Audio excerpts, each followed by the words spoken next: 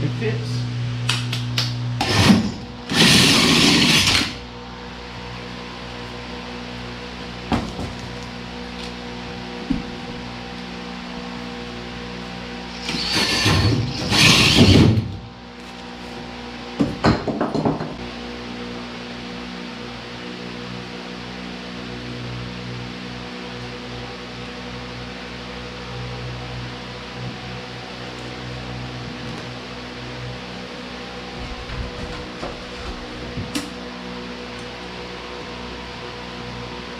It took me a little bit to get a system figured out. I mean, these boards are really long. It's kind of hard to hold them up there. You just can't get the whole tongue and groove lined up all the way down. So, you know, I've got a little board up here that I can set it on to hold the other end. And I made my jack board out of a couple of 2x4s. They're just screwed together. I sanded over one end of it so it'll be kind of smooth, and then, you know, put some tape on it so it doesn't really mar the boards up here. I don't do any more sanding up here than I have to. So I got the first 3 lights in, and I'm gonna start working my way across. Now, I wasn't sure if I was gonna be able to drill that big a hole with that hole. So that's a 6-inch hole saw, and I didn't know if I was gonna be able to do it with that small drill. But it seems to be working okay. It's not giving me too much trouble. So I'm gonna see if I can get a little bit more done today. It's just slow going, working my way back and forth. But hopefully I can get at least half of this done today and then start again tomorrow.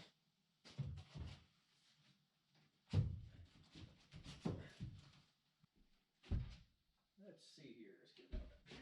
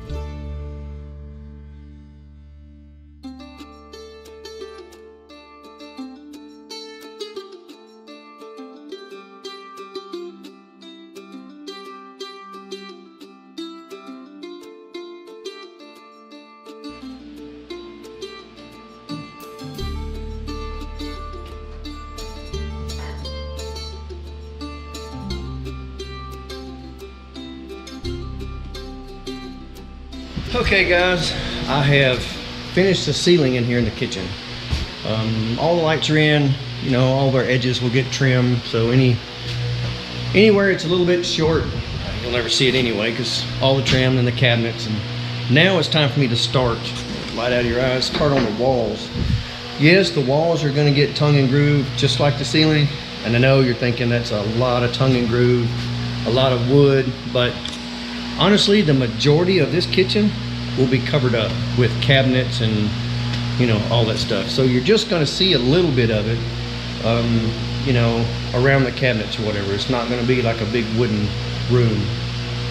So what I haven't figured out what I'm going to do is the hall. I mean, the ceilings are going to be tongue and groove no matter what. I haven't figured out, I don't know. I've gone through 10 different ways of doing this hallway. We talked about doing stone on the walls. I just don't want any drywall. I don't know. I haven't figured that out yet. I'm gonna have flagstone floors through the whole house, so that helps break it up some, but I don't know. Still haven't gotten there yet. But back in the kitchen, trying to get some of these walls done. I'm gonna start with this little short wall here, and I can only go up to the top of this, or bottom of this door, actually top of the door, and then I have to stop and work on the other side. So yeah, start running up with this right quick. Hopefully this won't take too long. Got to cut in around a lot of plugs, but that shouldn't be too bad.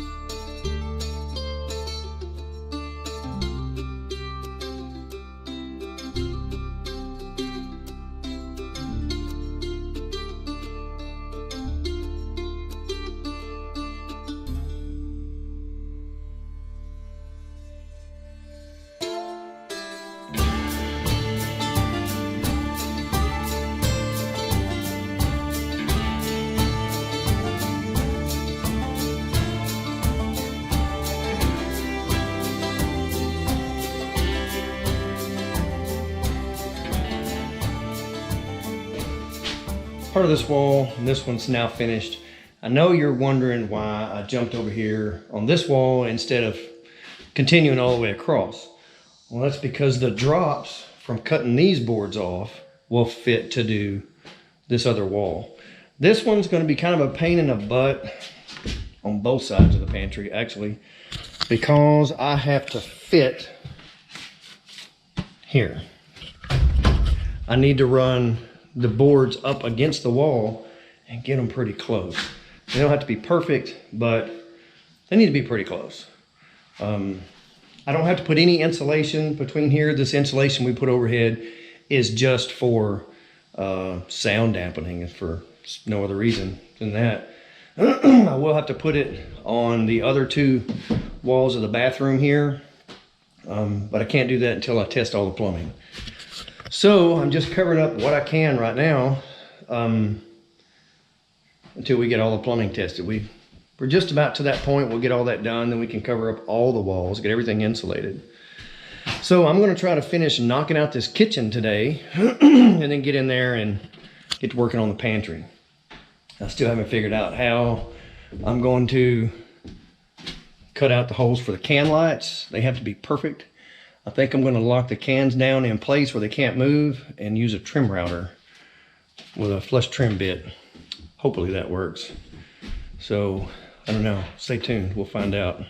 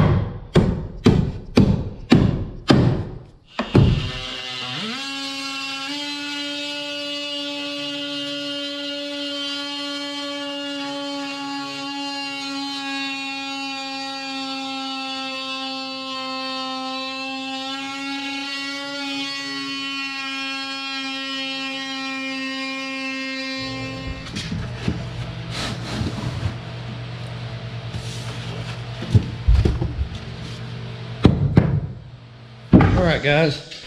The kitchen's pretty much done as far as covering up the walls. I do have a little strip I need to put at the top here and over there. You won't see it, molding covers it up, but I need something to keep the trim from pushing backwards.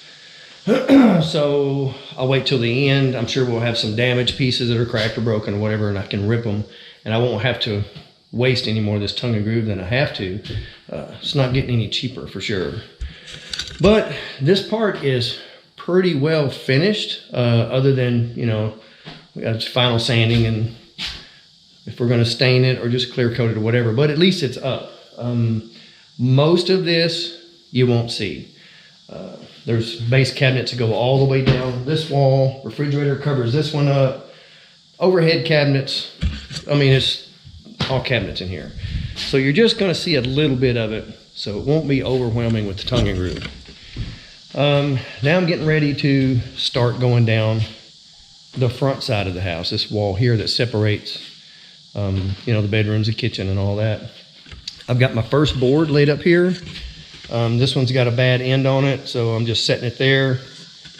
What I'll do is, the floor is not perfectly level. It's not far off, I just checked it. I'm about 3/16 of an inch on 16 feet.